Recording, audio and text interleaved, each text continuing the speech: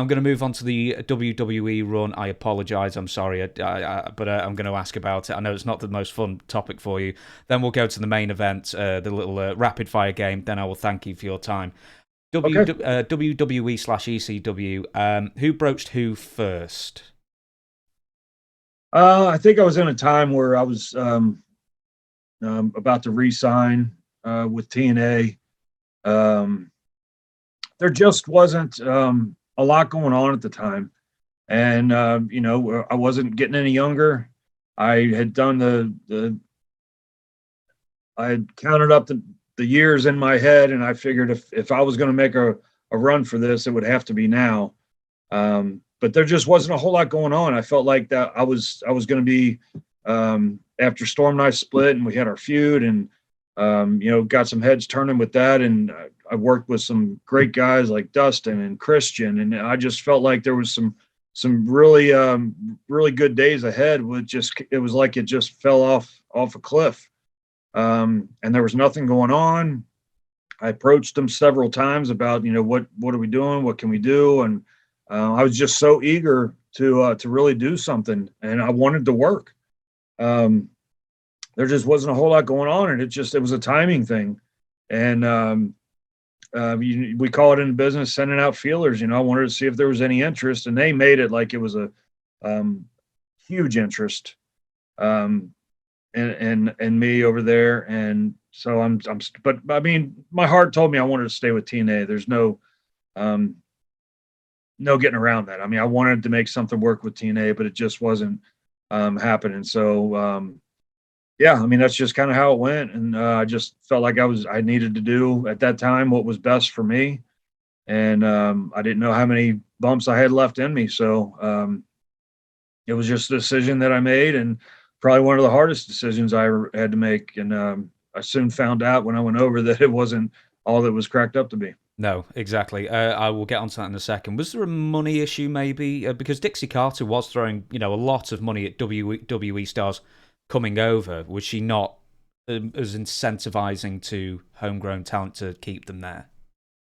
Yeah, that was a big issue, and it wasn't even such a matter of, hey, I want to make so much money. I mean, I was happy with what I was making.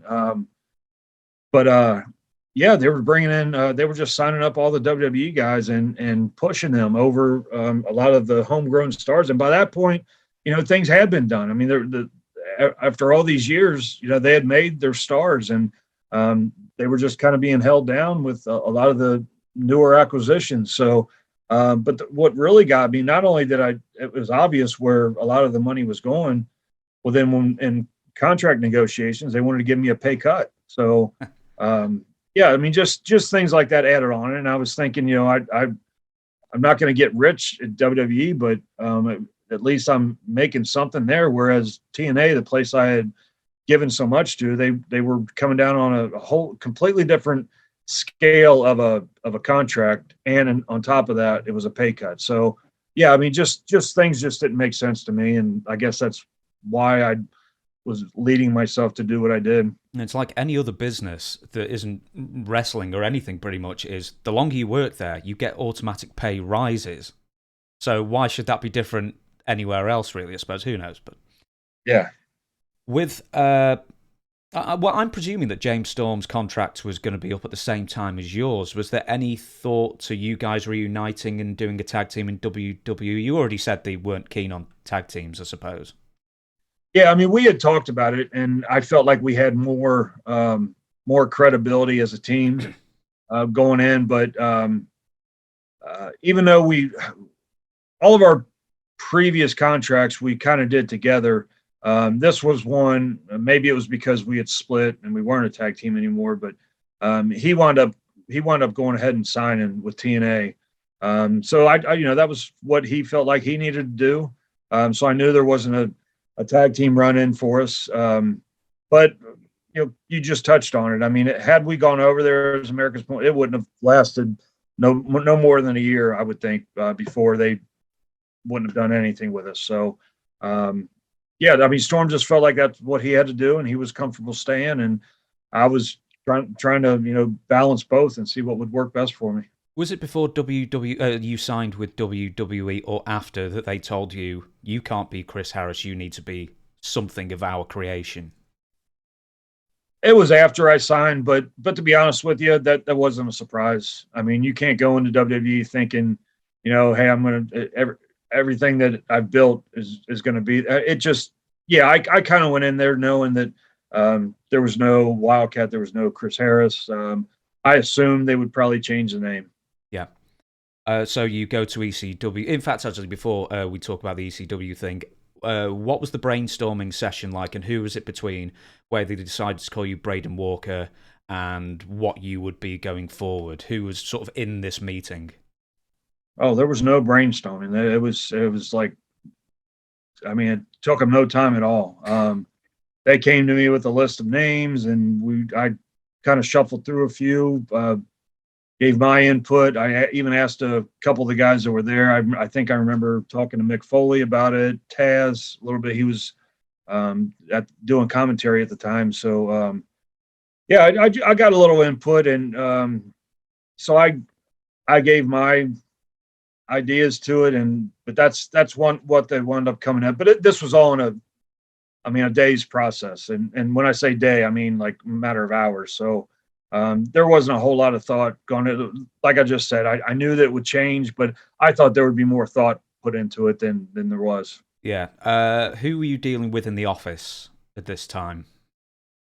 Well, I guess it was, John Laurinaitis was the talent relation. So it was him along with the contract.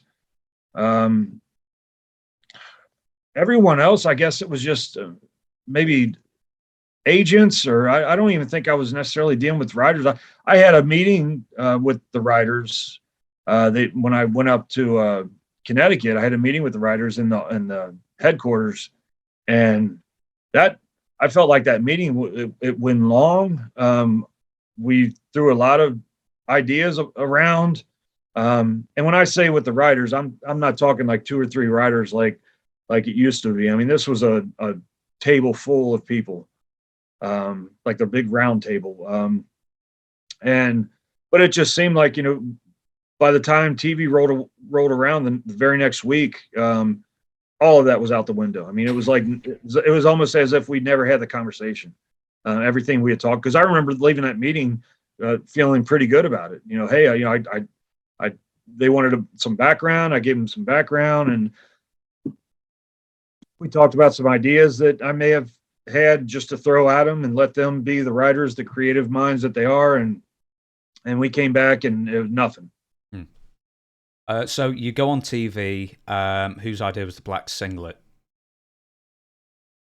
I think I don't remember whose idea it was. I did have a hand in that, which I didn't necessarily mind so much because I knew it would be a different name, a different look. But I was also on board with it just because it was to me, it was like a homage to Perfect, to Kurt Hennig. He had made a career with the singlet, and I just thought, hey, let's change up the look. I didn't mind doing that. And so, yeah, I was okay with that. It turned out to be so ordinary because they made it in a day's notice. I think the first time I went out, it was just all black. There wasn't anything on it.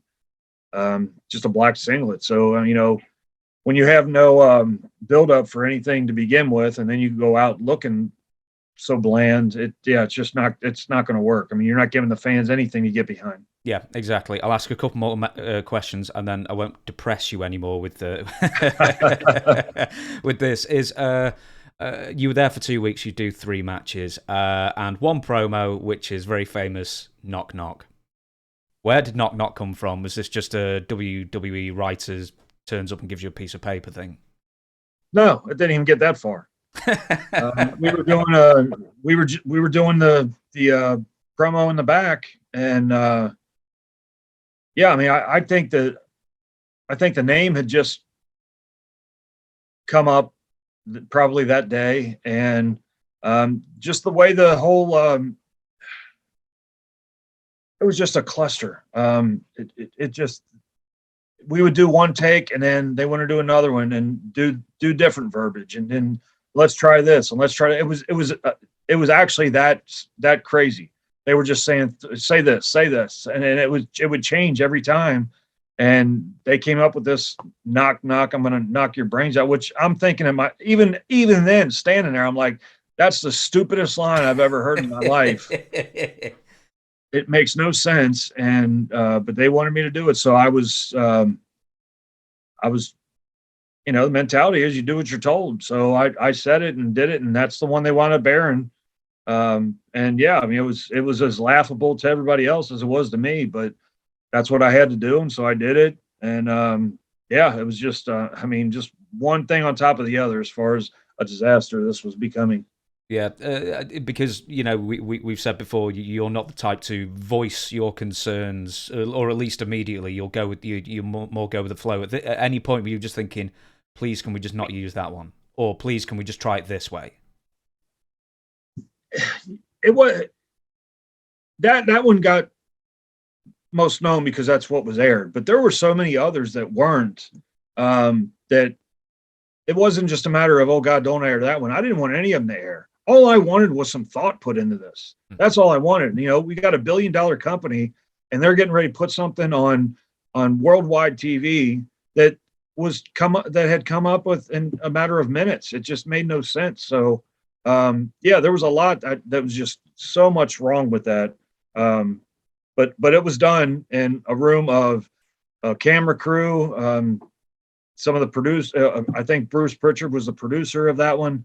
And he, a lot of people don't know this time-wise, but he was gone from the company shortly after that. So he may have just been at his wits' end and just throwing his hands up, like, whatever, I don't care. I don't know. I can't speak for Bruce, but yeah, it was just a complete mess. There was just no thought put into it whatsoever.